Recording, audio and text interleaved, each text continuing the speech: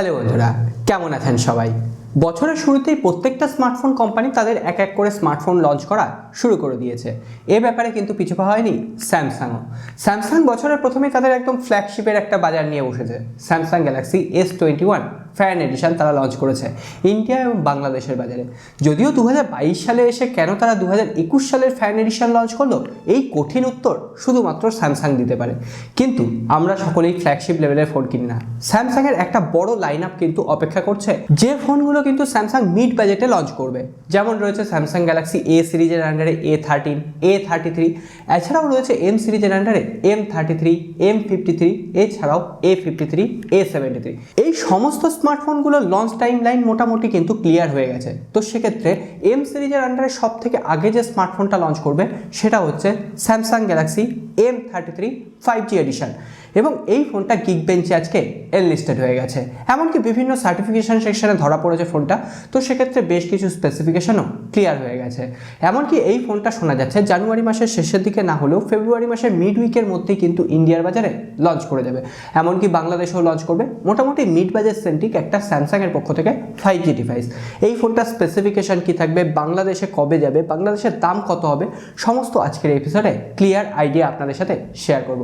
আর একটুও দেরি করবো না, ভিডিওটা যদি এখনও লাইক করা না হয়ে থাকে অবশ্যই লাইক করার সময় নিয়ে, তাহলে চলুন আর দেরি না করে আজকের এপিসোড শুরু করি। প্রথমেই বলেছি এই ফোনটা কিন্তু গিকবেঞ্চের সঙ্গে সঙ্গে বেশ কিছু সার্টিফিকেশন সেকশনে এনলিস্টেড হয়েছে। তার থেকে একটা ব্যাপার কনফার্ম হওয়া গেছে, এখানে স্যামসাং ইউজ করছে তার নিজস্ব প্রসেসর এক্সিনোস প্রসেসর, এক্সিনোসের 1200 প্রসেসর, এবং এই প্রসেসরটা সিঙ্গেল এবং মাল্টিবেঞ্চ স্কোরও সামনে চলে এসেছে। সিঙ্গেল বেঞ্চে এটা 726 স্কোর করেছে এবং মাল্টিবেঞ্চে 1830।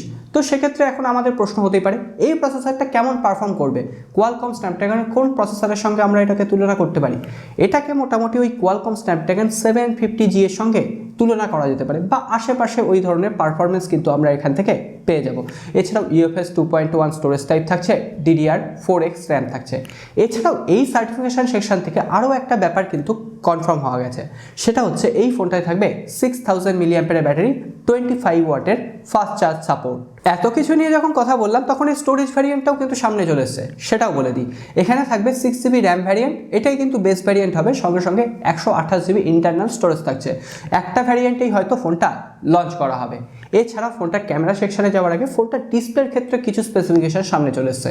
যেমন শোনা যাচ্ছে এই ফোনটায় থাকবে 6.5 ইঞ্চির একটা ফুল HD+ ডিসপ্লে এবং 90 হার্টজের রিফ্রেশ রেট থাকবে।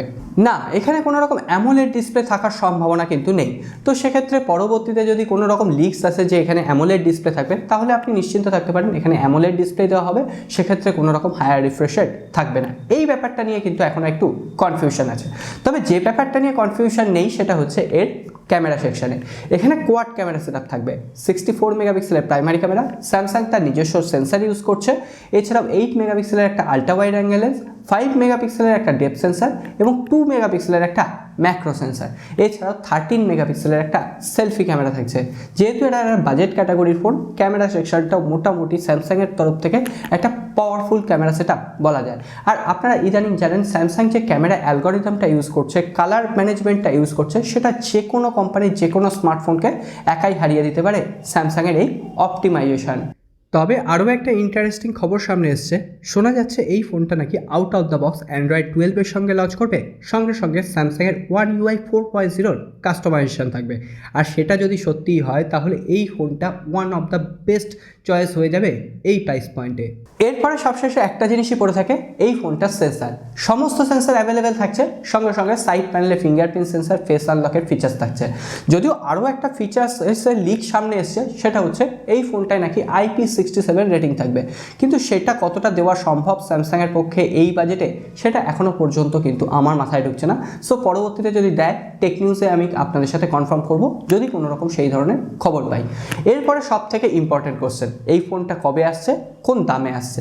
প্রথমেই বলেছি ইন্ডিয়ান মার্কেটে জানুয়ারি মাসের শেষের দিকে অথবা ফেব্রুয়ারি মাসের প্রথম 2 সপ্তাহের মধ্যেই কিন্তু এই ফোনটা ইন্ডিয়ান মার্কেটে লঞ্চ হওয়ার সম্ভাবনা রয়েছে। ইন্ডিয়ান মার্কেটে 20,000 রুপির আশেপাশে এই স্মার্টফোনটা অবশ্যই লঞ্চ করবে, 20,000-এর ওপরে পড়ে যাবে না। এবং বাংলাদেশের মার্কেটে এই স্মার্টফোনটা ওই 26,000 টাকায় অবভিয়াসলি পাওয়া যাবে, এবং বাংলাদেশে ওই ফেব্রুয়ারি মাসের 3rd উইক বা ফেব্রুয়ারি মাসের শেষের দিকে কিন্তু অবভিয়াসলি অ্যাভেলেবেল হয়ে যাবে। এমনকি বাংলাদেশেও হয়তো এই ফোনটা অফিসিয়ালি লঞ্চ হবে, তবে বেশ কিছুটা দেরি হতে পারে, কিন্তু অফিসিয়াল কবে লঞ্চ হবে বাংলাদেশে এখনও পর্যন্ত সেই ধরনের তথ্য নেই। যদি তথ্য পাই আবারও বলছি, টেক নিউজগুলো ফলো করবেন, টেক নিউজের সব থেকে আগে এই ধরনের আপডেট আমরাই প্রোভাইড করে থাকি। আজকে এটুকুই খবর আপনাদের সাথে শেয়ার করা ছিল। কেমন লাগলো? যদি ভালো লেগে থাকে একটা লাইক করে দেবেন, আর নতুন বন্ধু হলে আর বলছি না, সাবস্ক্রাইব করে রাখবেন যাতে এই ধরনের আপডেট খবরগুলো সবার আগে আপনার কাছে পৌঁছে যায়। দেখা হবে আগামী পর্বে।